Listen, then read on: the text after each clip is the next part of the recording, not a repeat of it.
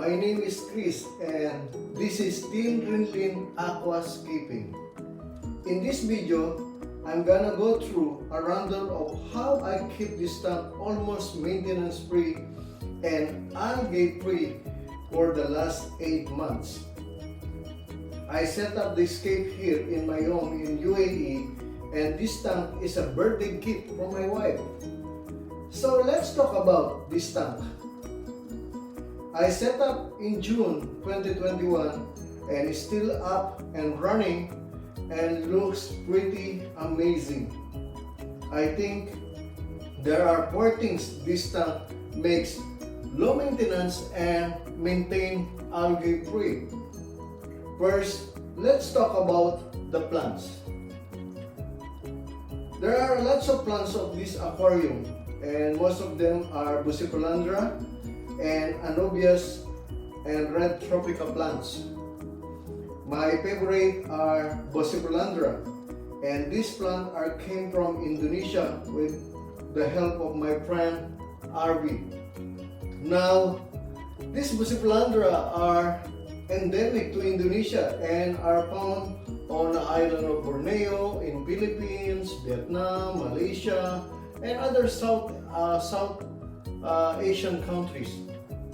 And they are slow growing, hardly and especially well suited to grow attached to the hardscape or rock or wood. They can also be grown on substrate as long as the rhizome is not buried. In my tank, I use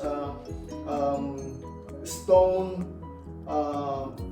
rock for the hardscape, and the substrate I put a gravel sand. So due to their flexibility lights demand, they can be grown also in a shaded portion of the tank or in full lighting. In their natural habitat, these Bucephalandra are found in the stream of water, in the shaded, in the middle of the forest, on the rock, or on the where's the flow of water, they will grow there. So there's sometimes the full light and sometimes no light at all, and they are covered, but they are survived.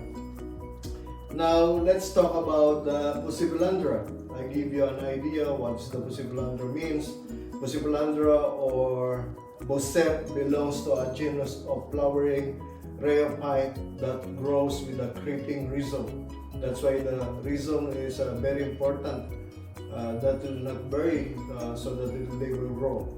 They come in large variety of leaf, shape, and colors. As you can see in my tank, there's a lot of variety of Bucephalandra, and in this tank alone, I have 8 types of Bucephalandra. There's a mini coin, mini cicadao, mini pygminea, and other mini boosts that are planted on the foreground of this aquarium.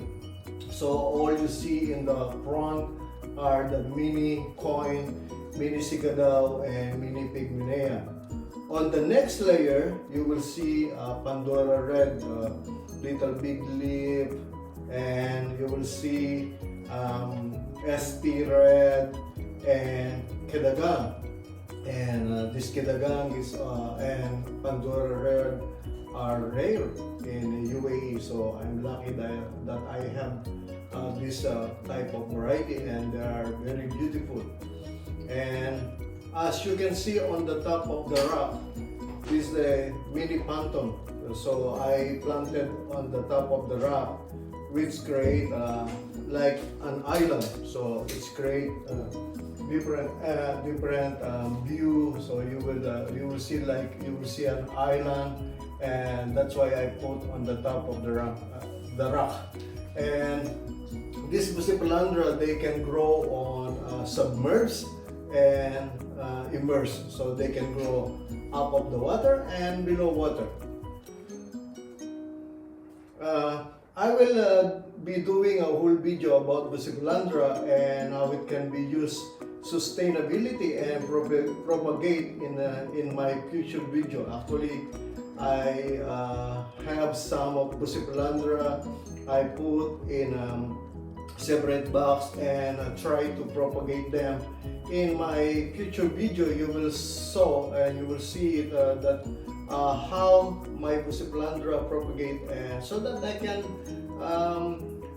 produce more instead of importing from Indonesia again and again. It's been very hard and very expensive also.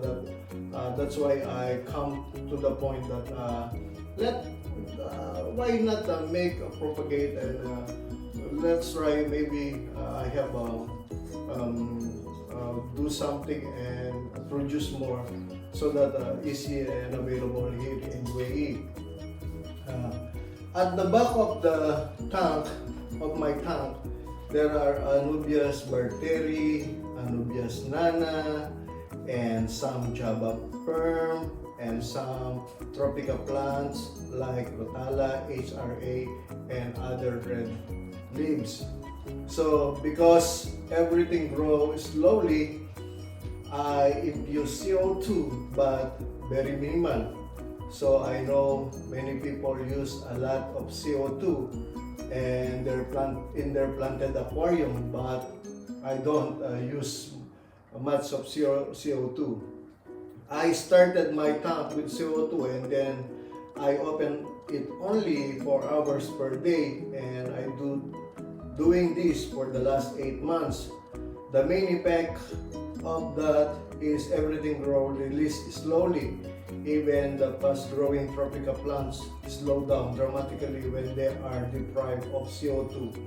But sometimes when new plants and that add to my tank, I use CO2 for 8 hours so that they can easily recover from stress and maintain the freshness.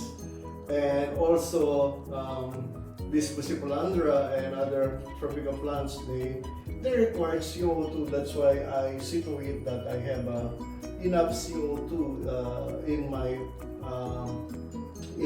tank. So they are like in diet. And overall, I found using minimal amount of CO2 keeps this tank beautiful and plants are still healthy. The third thing that I use to keep this low maintenance and maintain algae free is actually just what came in the box of aquarium. The tank itself is a great dimension for a small aquascaper or beginner aquascaper.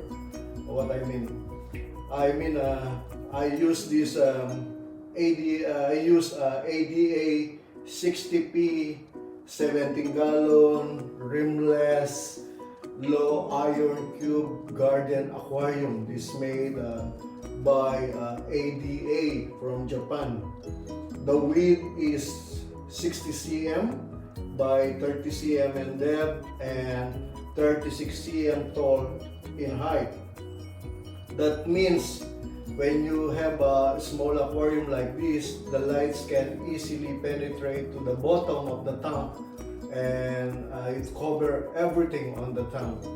So, and the lighting, as you see, I use Chiharos WRGB series, and the outcome of this light is amazing. And yes, you can see that the reflection of the light and the tank itself speak how the light's beautiful.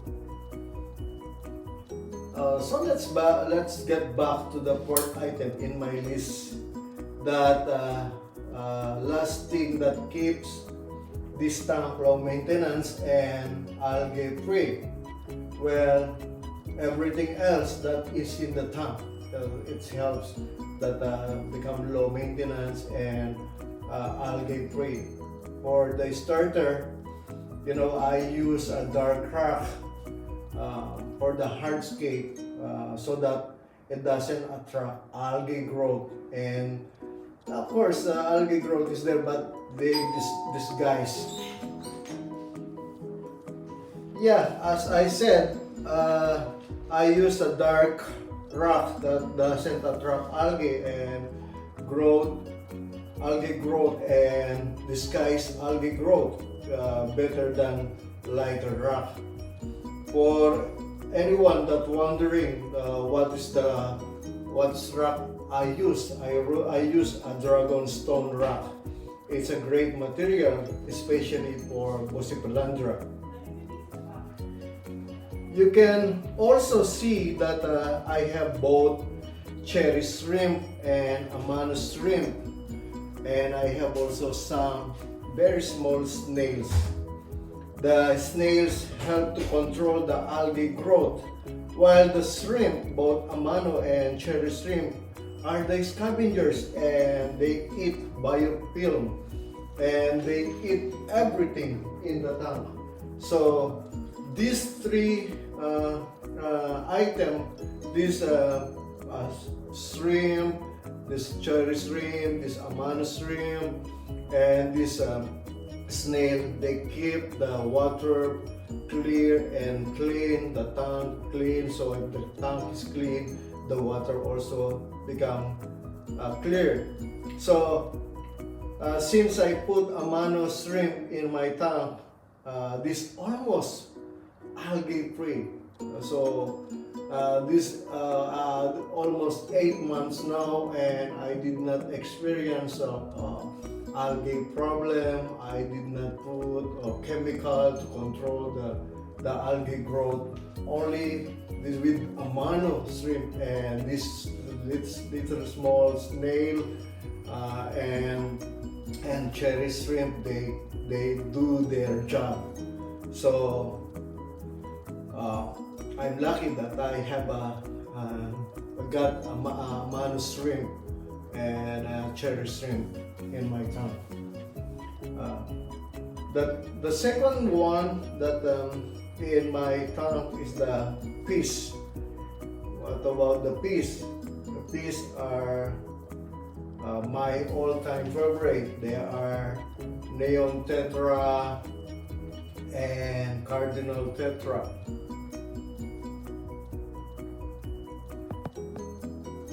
See, I had lots of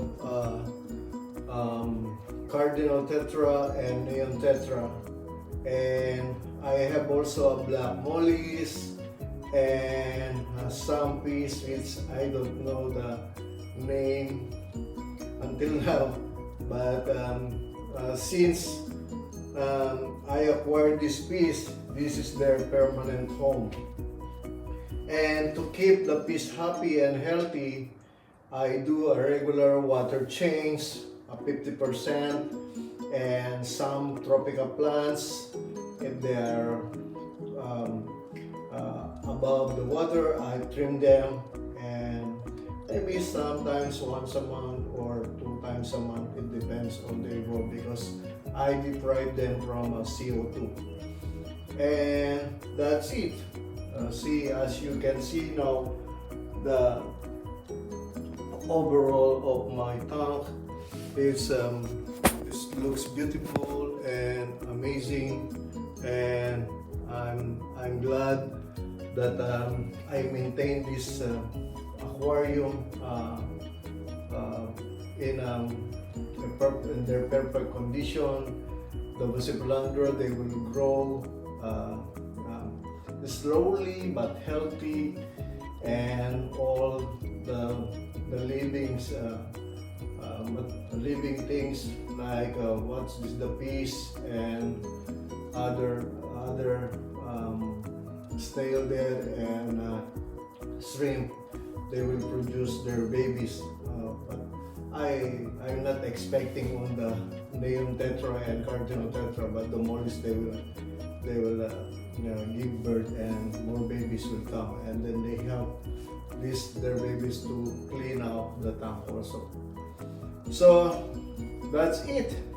And if you like the work I am doing, let me know, and please hit the button, subscribe button, so that you can see every video I make from here on out. Thank you for watching, and have a great week. God bless you all.